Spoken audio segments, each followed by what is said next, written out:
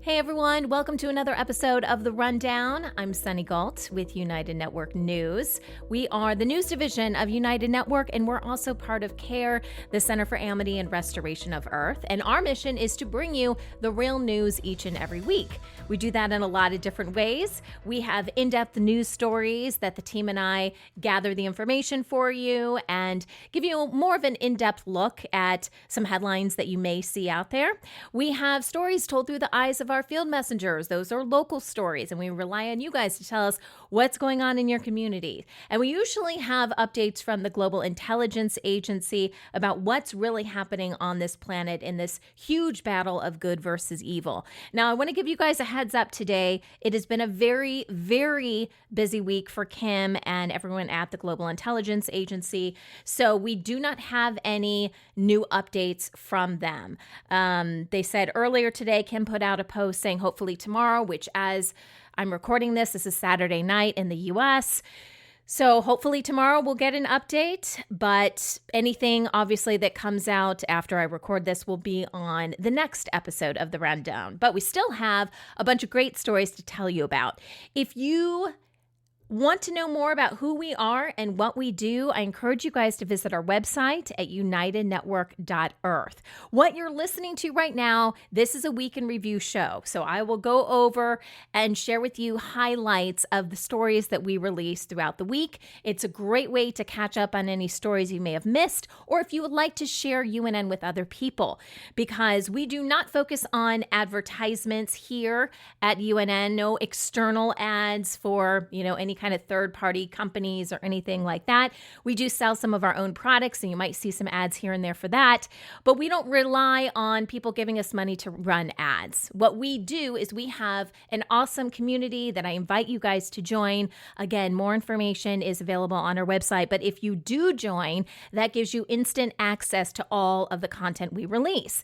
Now, we also release everything on YouTube and Rumble about a week later, so it's available exclusively for our members for that first week, and then it'll come out in YouTube and Rumble. However, we cannot control what stays up there. You guys know there's a lot of censorship and a lot of shadow banning and things like that going on, but we do put it out there. If you can wait an extra week, then no problem. You can get all the content for free.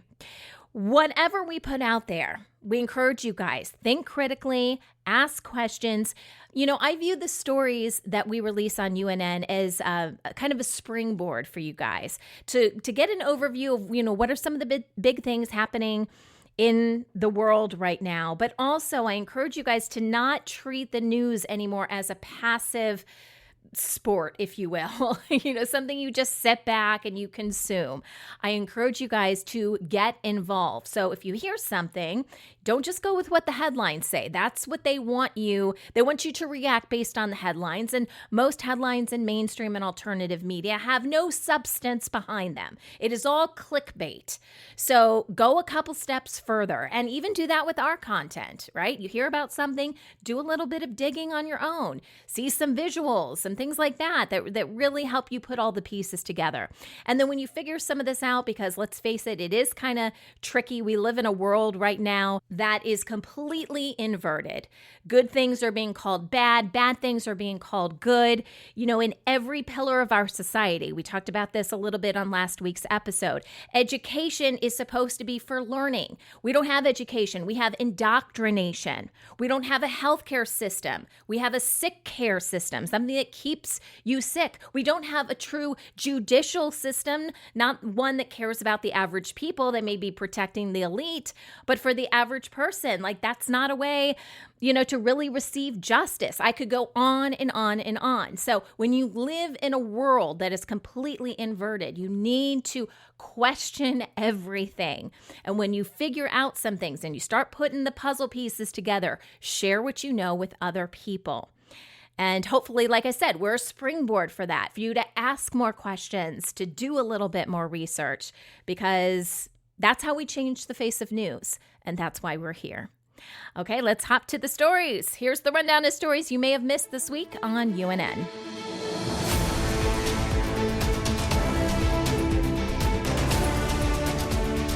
Okay, let's Let's brag on our field messengers for just a moment. So we believe that the best way to get real news out there is for us to start communicating once again with each other, sharing our own story, sharing the information that we find out. And the best way to do this is talk about what's going on in your area because you're there, you're experiencing it firsthand. And so we call people that do that, for us, field messengers. They're kind of like citizen journalists. You don't have to have any kind of experience to be a field messenger, but we do help you along the way. So we have a Telegram group where you can ask questions, you can talk about your story, you can get some feedback. We've got tips and tricks, but you don't have to have any special equipment. You just have to have a passion for getting the news out from your area without any kind of crazy filters or, people from mainstream media trying to tell us their narratives, right? This is how we come against all of that. We just start communicating with one another again. So again, if you want more information on that, visit our website, unitednetwork.news, and let's talk about some of these reports that were released this week. So our first one is Amy out of New Jersey, and this is a kind of a follow-up story. She talked about how they were creating new curbs in her area. This story kind of goes along with that because it's about a very old and very strong oak tree. And she shares the story. It's really the history of this tree, which was struck by lightning a long time ago. I think she said it was over 100 years ago. So Amy tells us the history of what happened with this tree, and they did end up cutting it down. So she was there for that whole process, but you can see the marks on the tree, and she happens to love oak trees. And if you know anything about oak trees, they usually last 200, 400 years or even a lot longer than that. So it was just kind of special to learn more about this tree and its history. Tatiana from Russia takes us to a grocery store in Russia. And the reason she shows us all of these items that are available for purchase is because she's trying to address some misconceptions about the food shortages that apparently a lot of people think are happening due to sanctions, but that's not what we saw in this video. So she was trying to break down that stereotype or that, false information out there, because what we saw is stocked shelves, a lot of different offerings, fresh fruit and vegetables, lots of different types of meat and fish. I'm not saying there's not problems, but if you're hearing that there's all these kind of food shortages in Russia due to sanctions, that doesn't appear to be happening. And she's not in a super big city. She's in a smaller city. So that's not what she's seeing. Okay, Sophia out of Tobago takes us to this really cool ship that at least part of it has been converted to be like a bookstore. They call it the Hope Book Ship. And it's really cool. You kind of, go on this little walkway like you would, on a cruise ship kind of thing to get onto the boat. And they have all these different types of books and they go to different ports. And we talked to one of the people who stays on the ship and talks a little bit more about the history. And I believe that it was docked in Tobago right around Christmas and New Year's time. There was like a 2-week time period, but I've never seen anything like this. I thought it was pretty cool. Annette out of Canada takes us to this beautiful playground. It's an outdoor playground in Ruby Creek, Canada. And this playground in particular honors Indigenous children. It is set at a spiritual rock site. It's beautiful. There are bike trails all around. And what I thought was really cool about this, so they have different sections where people can play, right? And it's not just for kids. She said that adults can actually get on some of this too, if it's some of the bigger equipment that's meant for, people that are obviously not little kids, right? And they also have this section that you can play music. So again, everything's outdoor and it's stuff that stays outdoor. And I'm sure it's like bolted to the ground, all that kind of stuff. But there were like these outdoor drums you could play, something that you would kind of like hit, kind of like a, I don't know what you would call it, maybe like a xylophone kind of thing, but outdoors, right? Just really cool because in that type of wooded environment, obviously the sound, it kind of ricochets. And music is a great way, it's great for healing, right? So when we're talking about honoring Indigenous children, We know that there are many sites where children were buried, horrible stories, right? And it's just a nice way to reflect on the lives of those children. It was very beautiful. Atsuko from Japan talks about this beautiful little area. We call it a hidden gem in Japan in the Gifu region. Hopefully I'm pronouncing that right. And it's called Itoshiro. And what I loved about this, so I think they only had, I want to say it's like 200 or fewer people, but they're very sustainable. They do a lot of things on their own, and they give a lot of gratitude. They're very resilient people, very much community driven, and they are focused on preserving their way of life. They use hydropower for electricity, and then they have extra money from that they use to help revitalize the town. It just felt like the community comes together to support each other. And we've talked about this before. When and as, because it's already happening, as our current system starts to collapse, because the old has to collapse in order for the new, things that we talk about, like the new earth, this new earth that we're creating. So the old has to collapse, which for some people is very scary. And then there's some of us that are like, come on, collapse, will you collapse? But this place, Atoshiro, seems to be what I envision towns looking like moving forward, where there's not a ton of people, because you don't have to have a ton of people. It's very peaceful. That's another thing I got from this story. It's just very peaceful, and people are there to support each other and to really come up with real solutions to whatever their local problems are.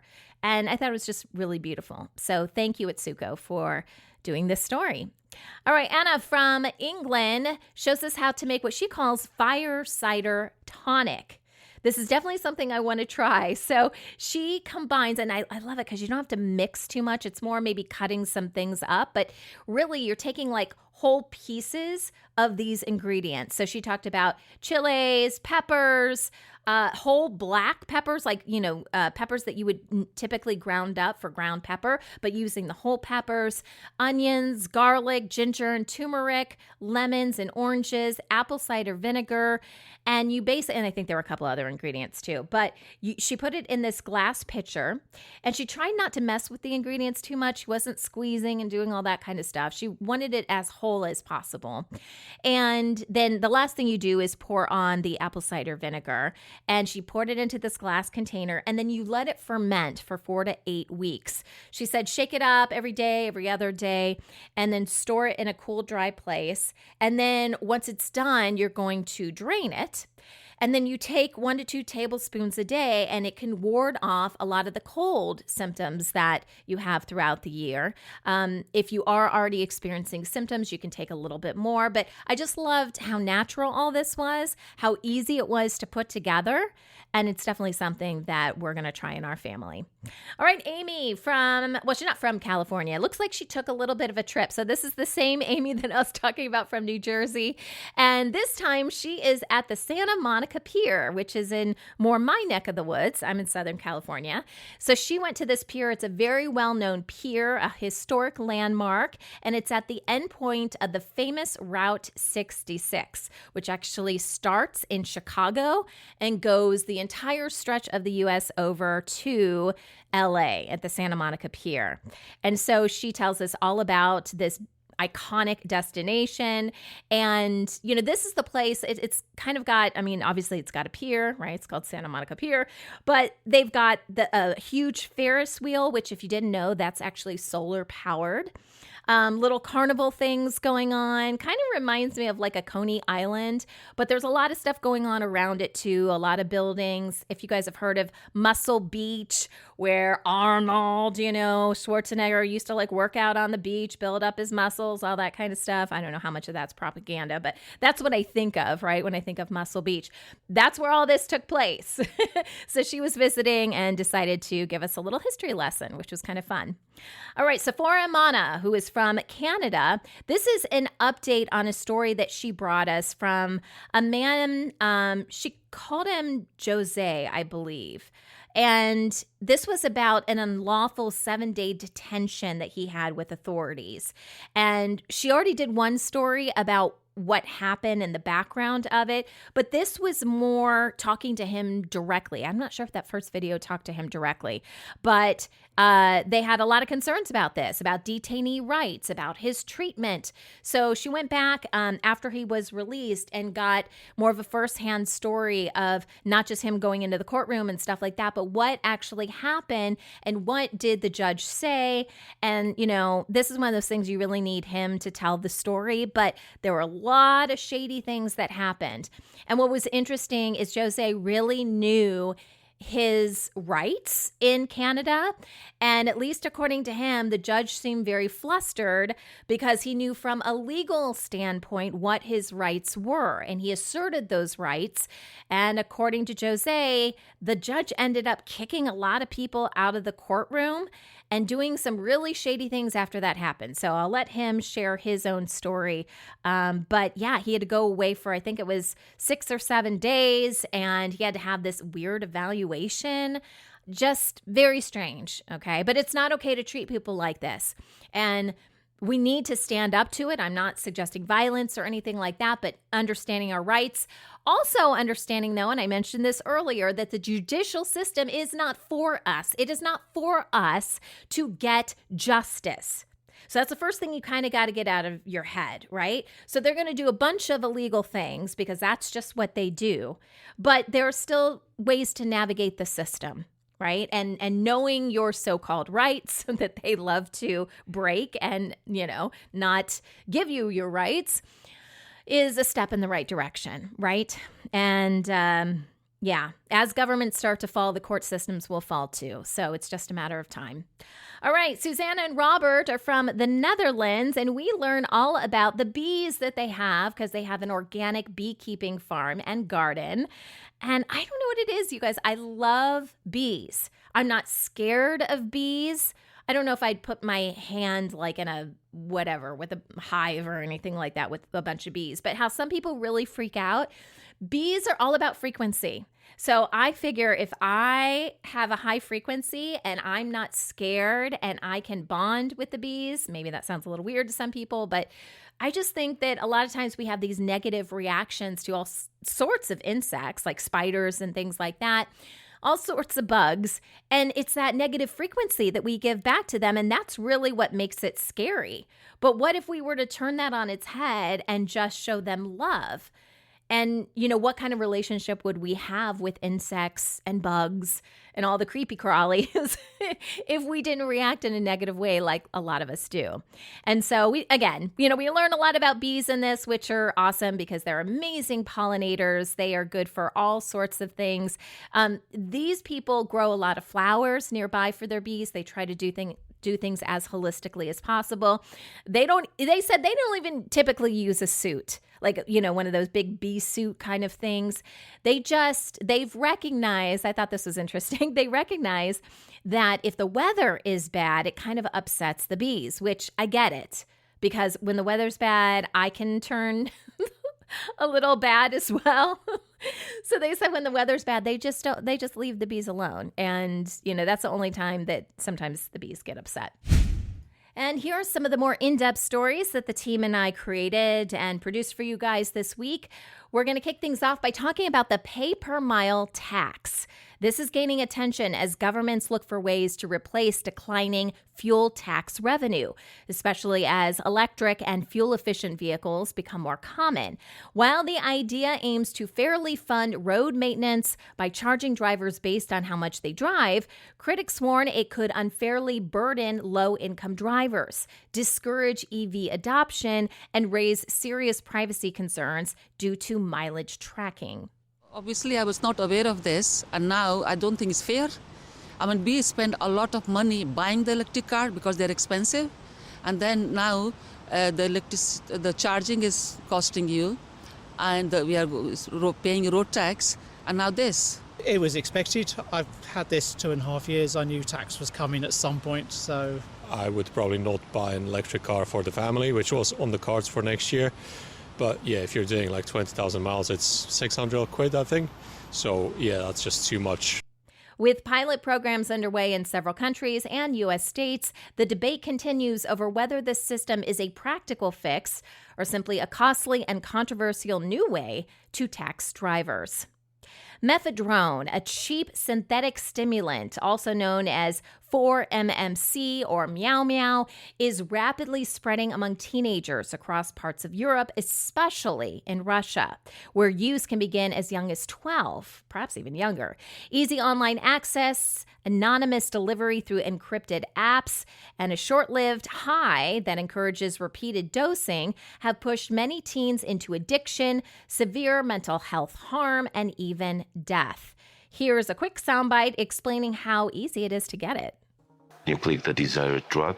It says methadone, crystal, 2 gram, 1 gram, 5 gram. The operators, most of them speak Russian. But nowadays, there is a bots on a Telegram, and they are using like Georgian traditional names.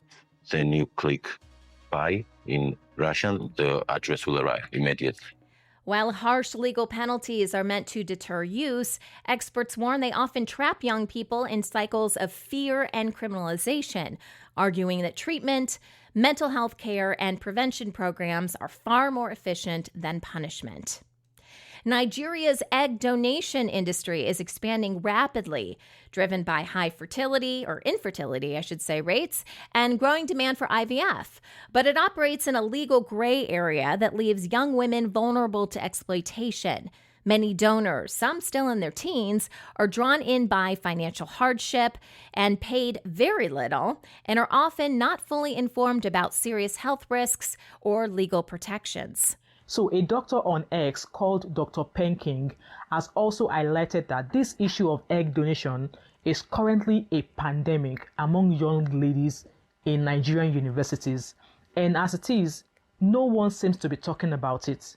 He further went on to assert that young Nigerian ladies are selling their future children due to harsh economic situations, and everyone seems to be silent about it. With clinics and middlemen profiting most and little national regulation in place, experts warn stronger oversight is urgently needed to protect donors' health, rights, and safety as that demand continues to rise. Despite seeming endless, usable construction sand is actually a scarce and heavily exploited resource, critical to everything from buildings to smartphones, believe it or not. Global demand has fueled a massive illegal sand trade worth hundreds of billions of dollars, driving environmental destruction, corruption, and violence in countries from India to Morocco. Sand is not something that's easily found like you might think it is. Used to be that you'd have a sand and gravel deposit, and you'd simply go and dig it up out of the ground, so you'd have sand to make your roads, bridges, and buildings out of. But that type of material has all been taken away. It's gone. We've used it already. As ecosystems collapse and communities suffer, experts warn that without stronger regulations and a shift towards sustainable building alternatives, the world's dependence on sand could become an environmental crisis hiding in plain sight. Birth tourism refers to families traveling abroad, often on temporary visas, specifically so their child is born in a country that grants automatic citizenship. Legal in countries like Canada and the United States, the practice is driven by access to citizenship benefits such as education, healthcare, and future immigration options. But it also remains highly controversial. If you're a non-resident or a traveler who is about to give birth, or a birth tourist or a passport baby, in those situations, you may have to pay upfront to deliver. Birth tourism is very, very popular in Canada and in the United States. Unfortunately, a lot of families come into the country with either good or not really good intentions to have children here, and then find out that they have to pay for the obstetrician, the hospital, the anesthesiologist, the pediatrician, and any other services that are required. Critics argue this strains public healthcare systems, leads to unpaid medical bills, and opens the door to fraud, prompting increased scrutiny, enforcement, and debate over the true cost and meaning of birthright citizenship. Cardboard has become a defining byproduct of modern online shipping, with global parcel shipments soaring as e-commerce and fast delivery reshape how goods move from warehouses to homes. While paper and cardboard now dominate packaging and are widely recycled, especially in Europe, contamination and sheer volume still send huge amounts to landfills. Companies are now using lighter, made-to-fit packaging and reusable materials. Do you think your Amazon box looks smaller? It's not just you. Cardboard packaging is changing fast. During the pandemic, online shopping exploded and the demand for shipping boxes skyrocketed. At one point, companies had to wait over 10 weeks just to get boxes. But in 2025, the demand has dropped and companies are switching things up. Instead of bulky boxes, brands are using padded mailers and flexible packaging. It's cheaper, takes up less space, and ships faster. Experts say the real issue isn't the box itself, it's the scale of consumption, driving an ever-growing tide of deliveries. Some major retailers are quietly removing price tags as part of a broader shift toward what they call flexible, data-driven pricing, leaving shoppers with less clarity about what items actually cost. While stores say it helps them adapt to volatile costs and manage prices more efficiently through apps, scanners, and digital labels, critics argue it reduces transparency and makes overcharging harder to spot. Walmart is removing prices from tags, and it's not just Walmart. Big retailers are quietly moving us into a system where you don't know what the real price is until you are at the checkout or using their app. Here's what's happening. These companies are tracking what you and I buy, where we live, even what kind of phone we use. They use algorithms to figure out the maximum amount you might be willing to pay, and then they charge you that amount. Most people don't notice because, let's be honest, we're all busy, we're distracted, and just trying to get through the grocery store run, right? This is sometimes referred to as surveillance pricing, and as this spreads, consumer advocates warn hiding prices undermines one of the most basic protections in shopping, the ability to see and question what you're being asked to pay. Australia is facing a deepening teacher shortage, now ranked amongst the worst in the OECD, as burnout, heavy workloads, and rising costs push educators out of the profession.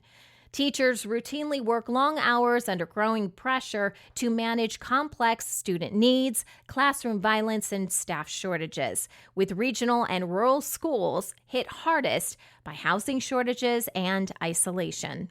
Researchers from UNSW surveyed almost 5,000 primary and secondary school teachers across the country. This is the first study to look at the rates of depression, anxiety, and stress of Aussie teachers. I've never talked to a teacher and been like, how are you feeling? And they've been like, yeah, I'm great. So we definitely have moments, and those moments are what keeps you going. A student learns something they've been trying really hard at. They draw you a picture. That's why you stay. They found 9 out of 10 Australian teachers are experiencing moderate to extremely severe stress, and most say their workload is unmanageable. Despite recent strikes over pay and conditions, many say wages have not kept pace with living costs. And with nearly a third considering leaving early, experts warn the crisis still worsens without serious reforms to workload, support, and long-term conditions. And our final story is about health apps. They have become an everyday tool for tracking fitness, sleep, and mental well-being. But experts warn they come with serious risks. Many rely on oversimplified algorithms that can give inaccurate or misleading advice, encouraging people to ignore real symptoms or delay professional care. Here's a soundbite from an engineer that really understands what's going on with these apps.